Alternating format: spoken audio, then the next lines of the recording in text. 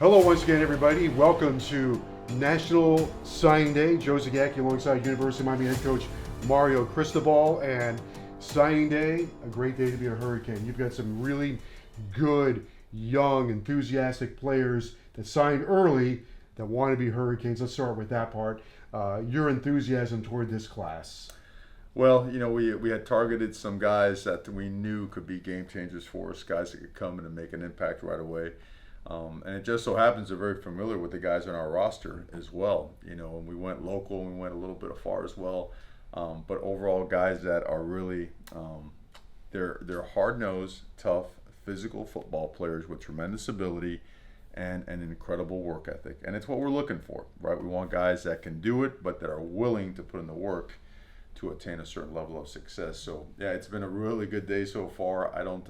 This day is going to extend for another couple days and a couple of weeks and into February as we continue to identify and assess areas that we need to address. But all in all, especially just with more news a couple of minutes ago, it's getting better and better. Yeah, this is just the beginning. You're just getting started, and there is a lot of enthusiasm out there about wanting to make Miami great again. And you're a part of that. Dan Radakovich, new athletic director, part of that. Between the two of you, national champions, national championship vision as well for all these young players coming in or for guys looking at this program. No doubt, and honestly, credit to anyone and everyone that has ever put on a Hurricane uniform as a player or a coach, because anyone that has a hand in this, right? And everyone has had a hand in making Miami what it is. And I think what we all know, when Miami is on, there's nothing like Miami, and the momentum is starting to gain more and more traction. It's starting to get stronger, and we expect this thing to not only spill in a signing day now and in February, but immediately roll over to the class of 2023, our offseason workouts. It's just the energy, the juice behind this is strong, and we want to make it stronger and better. We just want to keep going. Honored to be here. Honored to be able to serve with our staff in the best way possible. Credit to the staff that had already had some of these recruiting pieces in place, because that's certainly a big part of it as well. And these guys, just talking to them and their family, they can't wait to get here. They got a taste of it. They came back and got another taste of it, with that rule to be able to visit again if there's a head coaching change. These guys are not only elite players, they're elite human beings. And that's what it takes to build a great locker room. You have a quarterback that's here, a quarterback room that looks good. Tyler Van Dyke, ACC Rookie of the Year, getting lots of national headlines. That's a place right there where you start building assets around him, right? Without a doubt. If you have a quarterback that you feel can win a championship, that could just be a game changer, and a quarterback room that has game changers in it, I think it's important to recognize that. You surround them with the right pieces. There are some pieces that are in place and some other ones in some other areas where we got to bolster up a little bit, but it always still starts with the trenches, the guys up front, right? You got to make sure that you can knock them back on offense and you can protect the passer, and you got to make sure that you can create issues for offenses with your front seven on defense. So, but again, when that quarterback is what it needs to be, he makes everybody better, and the better the supporting cast is, the better the team is. All that galvanizes an entire program, and I feel like we're going to head in that direction very quickly. Coach, I found it interesting while we're on quarterback that one of the first commitments, if not the first commitment today, was a quarterback who said, I'm still going to Miami. I know they've got a couple of great ones there, but I also want to be a leader. I want to be a part of that, and I want to lead by example, so he signs up right away. Jakur is something else now. I mean, you're looking at a guy that's threw for 1,500 yards, ran for 1,000. I think he had a total of 30 touchdowns. Plays for as tough and as physical and demanding as a high school program as you can imagine over there in Lowndes. And being around him in the short amount of time I've had around him, there's no question about it. The guy's a winner. I mean, every bone in his body is about competing and winning, and that's always been the magic to Miami recruiting and being successful. Certain guys stare at competition right in the eyes, and they either shy away from it or they come right at it. They run to the fight, and he's a guy that runs to the fight. I know that you're going to work the local area hard, and you had some success here in the early signing period. Wesley Basaint comes from Central High School. He looks like what a University of Miami linebacker is supposed to look like. And then you got a pass rusher from Dillard. Jalek Kelly comes in, a guy who's a relentless pass rusher. So you get two of the top players in each county. Well, what can you say about Wesley? He's coached by Roland Smith, right? And old teammate. So, I chased Roland when he used to pick us off when I was at Columbus and try to chase him down the field. He used to score touchdowns. So you knew the day he became a coach that he was going to implement his physicality, his demeanor, his entire just beliefs in coaching a certain way over there at Miami Central. And so, Wesley is just recently crowned the defensive player of the year, the highest rated guy to sign today out of Dade County of any team. And you're looking at a fast, rangy, instinctive, physical, hard-working leader that he doesn't have a governor. He just goes. I mean, he just goes, and he's a game changer. At a position that we really, really need guys to come in and help us. Nigel Kelly is as good as a pass rusher as you'll find in the entire country. I mean, we were on the other side of the country chasing, Wesley didn't give us the time of day over there, but Nigel gave us a little bit of time. And so we got to know him a little bit, and fast, physical, big. This is not a 225-pound edge guy. This is a 255-pound edge guy that can play the run, that can set edges. On third down, has an unbelievable variety of moves.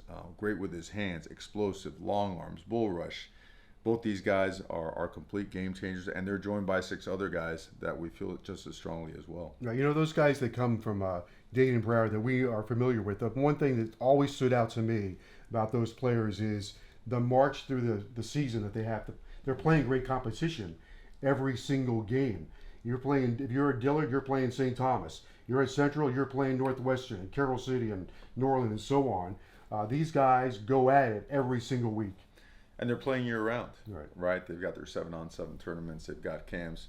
They always find a way to pair up and go against each other. I mean, it truly is an iron sharpens iron mentality down here in South Florida. And those guys benefit tremendously from that. So when they get to college, it's not that big of an adjustment. They've gone against the best. They are not fazed by that. They look at it right in the eye and they go. So having guys like that to be able to come in and not be fazed with some of the environments that we got to walk into on Saturday and play at, it's a tremendous bonus. Plus, you're also able to expand a little bit. There are great players everywhere. Being out at Oregon, the University of Miami goes to Mississippi. You get a defensive back who was the #1 player in the state of Mississippi for a while. You get a wide receiver who's big and strong from Tennessee, who's got a great work ethic, is always staying after practice, catching passes. So you go outside of the state and reel in a couple of really good players. Without a doubt. I mean, Kamari is about as agile, athletic as a DB as you'll find. And a guy that, he has so much value on not only on defense, but on special teams. Elite ball skills, change of direction. He can drop his hips, willing tackler, will stick his face in there against those big offensive tackles and tight ends trying to knock him out of the box, So here's a guy that instantly allows you to plug him in some of our nickel and dime packages as he learns the system, but we expect him to, again, be an excellent football player over here. And then Isaiah, you saw him probably walking around the building. He don't look like a wide receiver. He looks like he plays outside linebacker or defensive end. Big, physical, and fast. Can really stretch the field. He breaks those cushions. He gets behind guys. He drops his hips. He comes out of those breaks, catches the ball with his hands really well. Does a great job on the contested catches. Uses that body, puts it on people, but still, again, cuts the flight path of the ball with his range, with his length. So you're looking at guys that, again, they were so decorated in high school for a reason. They performed.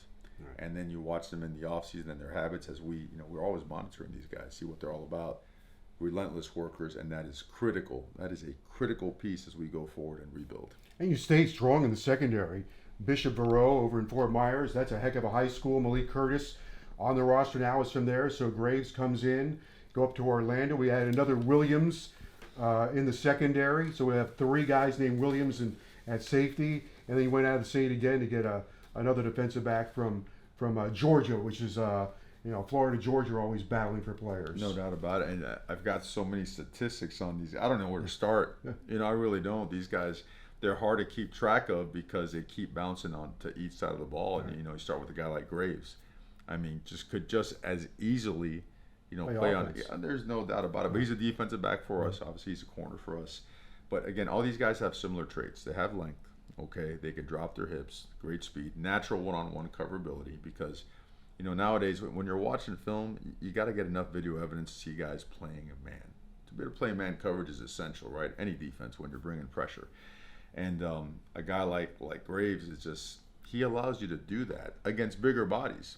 He's not just relegated, to going against smaller receivers because he's long, he's rangy, he's strong, heavy-handed, light feet. That's a great combination. Marquise Williams out there, playing again for another former Kane and Kennard Lang, and another physical safety, right? Yeah. Another guy that could run the alley. I mean, knock back the run, play those perimeter bubbles and whatnot. A guy that can set edges when they bring him on pressure. A guy that can also play coverage really, really well. You see him in his man-to-man ability, and just very unique to be that size, have that kind of length, and still be able to stay with man-to-man coverage on some of these smaller slots. Jaden Right. Harris is another one of the better players in the Atlanta area, and you almost feel like I'm being redundant with the traits that we're talking about, but that's what we're looking for in the secondary. Nowadays the passing games have completely changed the way football has to be defended.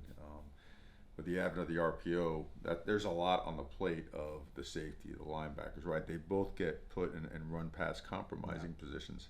And so these guys have to be able to do a lot. And there's another example right there with Jaden, a guy that, he played a couple different spots. He was a soccer player, Yeah. So different kind of ball skills, right? But those feet, the way he's in and out of breaks, right? The way he's able to come to balance, right? All these guys have the ability to accelerate and decelerate at a really high level, right? Really just excellent athletic ability, but it's combined with instinctive movements, which are very difficult to acquire when they're that young. So, but these guys have it. Jaden's another great addition to this core of players, and again, just how signing day is, man. It's the future. It's exciting. It's not over. We're still going to be mining, and we feel really good about our prospects with some guys going forward. I've never ever, I don't want to say never ever, but I've never had to use a transfer portal much. When I say we, like we as an organization. There's going to be some things that we address in there if the fit is right, but it's there for a reason, and just looking forward to continue building this class. I feel like we'll wrap this up in a second. I feel like recruits, they're your draft choices, and the transfer portal becomes the free agents. That's a good way of looking at it. I mean, there's a lot of different ways to build your roster, and it's always been traditionally through the high school recruiting process. Well, I remember when I first started coaching as a GA, I remember the coaches used to tell me there is no consolation prize for second place in recruiting. Now there is. Yeah.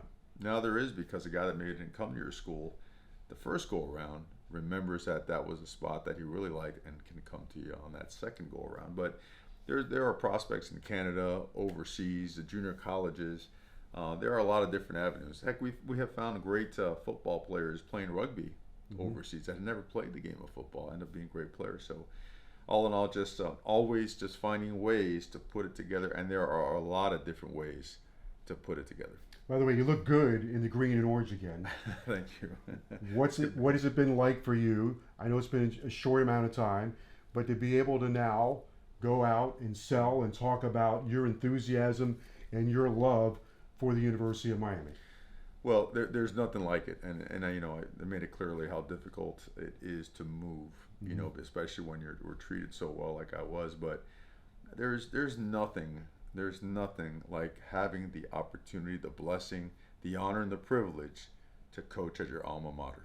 Because when you put on that helmet, when you go, and not just through the smoke, when you go through those practices on Green Tree practice field, when you sit in the locker room and you understand that the magic to this whole thing, it wasn't the grass or the facilities or whatnot, it was the people. It was the blood, the sweat, the tears, the sacrifice, the time committed, the work that went. People talk about working hard. I don't think many can fathom the work that has gone into what Miami did in those great years. And there's a lot that we're looking forward to implementing to make sure that we continue to work our way and take the steps to become an elite football program. And not skipping steps, not tweeting, not proclaiming, not into that stuff. We got to work, and we got to work hard, and we have lots of work to do. But I've met with about 40 guys so far, one-on-one, spent several minutes with them, and just kind of picking away at their minds, getting to know them getting to know me. So there's a clear understanding that we truly are all in this for the right reasons, and that we all came to Miami for a reason. And like Coach Johnson used to say, remember, he used to look at us and point, he said, remember, we are Miami. Okay, that's got to mean something. Great job here today. Thank you for joining us here. We really appreciate it, and we know it's going to be a busy time for you between now and the next signing period. That's what, I'm sorry I had the phone on me here, because you just things are coming in, and I might have to stop and address. But all in all, again, just an honor to be here, as enthused and as fired up as I could ever be. And let's go Canes. All right, that's Hurricanes head coach Mario Cristobal. Thank you for joining us.